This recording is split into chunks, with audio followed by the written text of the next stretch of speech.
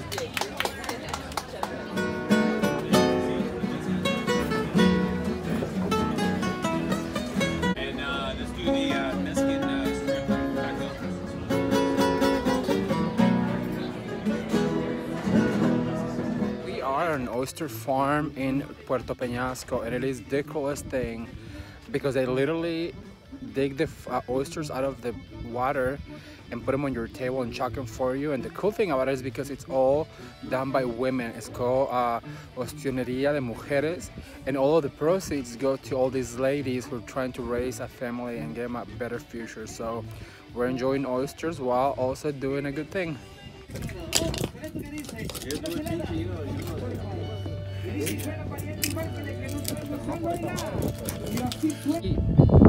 As many oysters as I possibly could. How were they? Fresh, amazing, amazing. We learned today. Time and money. Oysters are an investment. Well worth it. So we just left the oyster farm, and it was so good. Amazing, amazing. We ate 3 dozen oysters, and it was, well, most of them I ate. Well, you ate a lot of it too. Okay. But we had 3 dozen oysters fresh out of the ocean. Like literally, they were grabbing them from the ocean. Yes. And the guy was chucking them for us, and it was like a few dollars. Amazing experience.